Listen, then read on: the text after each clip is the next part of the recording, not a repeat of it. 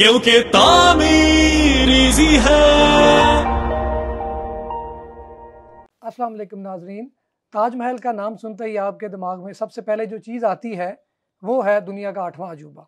इतना अरसा गुजर जाने के बाद भी ताजमहल अभी तक अपनी शान व शौकत के साथ खड़ा है। उसकी वजह क्या है?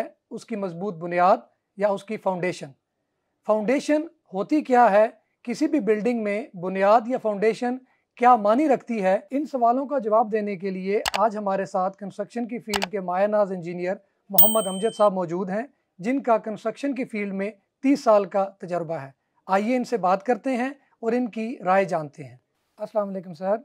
वालेकुम अस्सलाम। कैसे हैं सर? अब ठीक हैं? अल्हम्दुलिल्लाह। अमजद साहब, हमें ये बताइए कि फाउंडेशन क्या होती है? फाउंडेशन बुनियादी तौर पे बिल्डिंग का वो हिस्सा है जो बज़ाहिर हमें नज़र नहीं आ रहा होता और वो ज़मीन के अंदर होता है। और ये इतना इम्पॉर्टेंट हिस्सा है फाउंडेशन किसी भी बिल्डिंग का कि पूरी बिल्डिंग का वज़न जो है फाउंडेशन के ज़रिए ज़मीन पर मुंतकिल किया जाता है।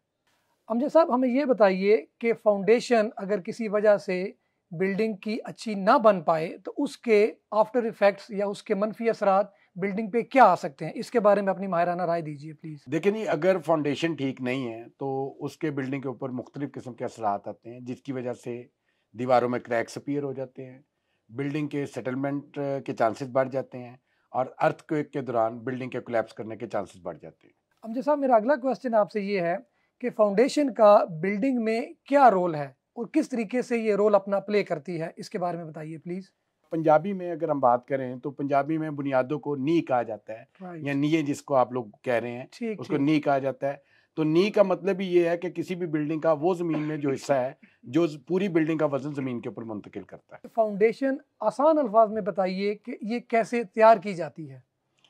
देखिए जी, फाउंडेशन तैयार करने के लिए सबसे पहले तो हमने जो फाउंडेशन के लिए यानी बुनियादों के लिए जो खुदाई की जाती है वो उसको कोशिश ये करनी चाहिए कि वो यूनिफॉर्मली और लेवल्ड हो, यानी हमवार सतह हो।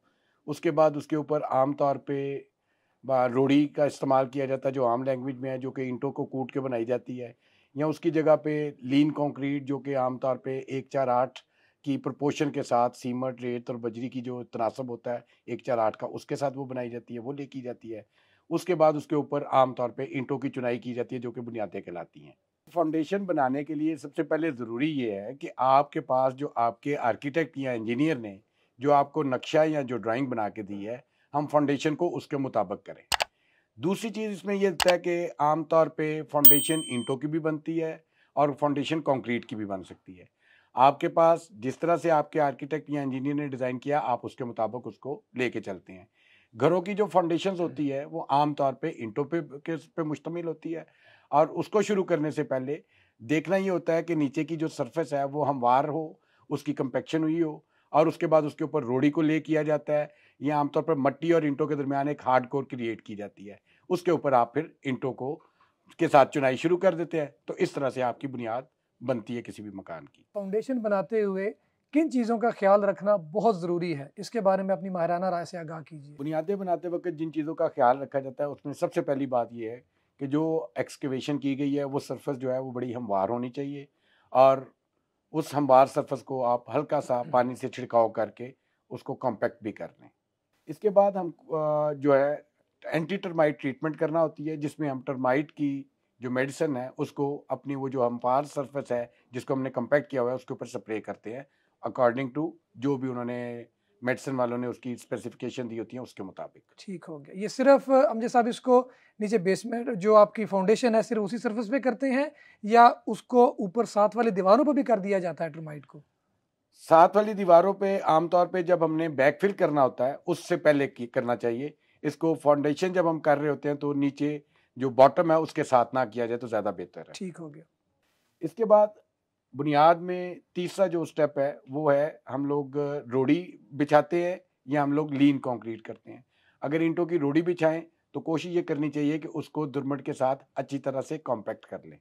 इसके बाद जिन ईंटों के साथ हमने बुनियादों का काम शुरू करना होता है, कोशिश ये होनी चाहिए कि वो ईंटों 2 दिन या कम से कम 24 घंटे पहले उनको अच्छी तरह से तर कर लिया जाए, यानी उनको अच्छी तरह से पानी लगा लिया जाए, फिर उन ईंटों को हम बुनियादों में इस्तेमाल करना शुरू करते हैं। और जो नीचे जिसको नॉर्मली अपनी ज़ुबान में मिस्री जिसे खसका कहते हैं, वो यही सबसे पहले नीचे फाउंडेशन में रखा जाता है? नहीं, बुनियाद आमतौर पे जो बुनियाद की जो चौड़ाई है वो आपके बिल्डिंग के लोड के मुताबिक होती है। ठीक है। जो बुनियाद में सबसे पहला इंटो का जो रद्दा लगाया जाता है या जो ब्रिक कोर्स ले की जाती है उसकी चौड़ाई सबसे ज़्यादा होती है। आमतौर पे घरों में दो दो रद्दों के साथ भी इसको ऑफसेट दे के कम किया जाता है, या बाज़ औक़ात लोग एक एक रद्दे के साथ भी इसकी बुनियाद की चौड़ाई को कम करते करते ऊपर की तरफ लेकर आते हैं। अच्छा जी, अभी आपने एक क्वेश्चन किया था कि खसका किसे कहते हैं। जी, जी। बुनियादें आमतौर पे अगर फ़र्ज़ किया हमने बुनियादों की चौड़ाई जब हमसे शुरू की थी, अगर हमने 27 इंच रखा है तो उसके बाद दोनों साइड के ऊपर 2.25 इंच का ऑफसेट दिया जाता है, जिसको आमतौर पे खसका कहा जाता है। यानी 27 इंच के बाद दो रद्दों के बाद जो ऊपर वाले दो रद्दे होंगे वो आमतौर पे 22.5 इंच के होंगे, यानी वो 4.5 इंच टोटल कम होता है, जो कि दोनों साइड से 2.25 इंच कम होने की वजह से वो खसका कहलाता है।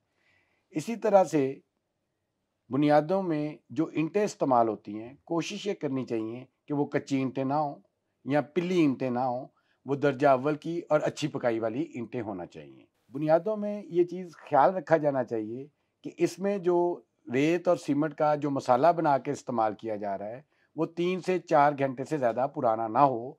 अगर इससे ज़्यादा पुराना हो जाए तो उसको नहीं इस्तेमाल करना चाहिए, क्योंकि वो अपनी ताकत खो चुका होता है।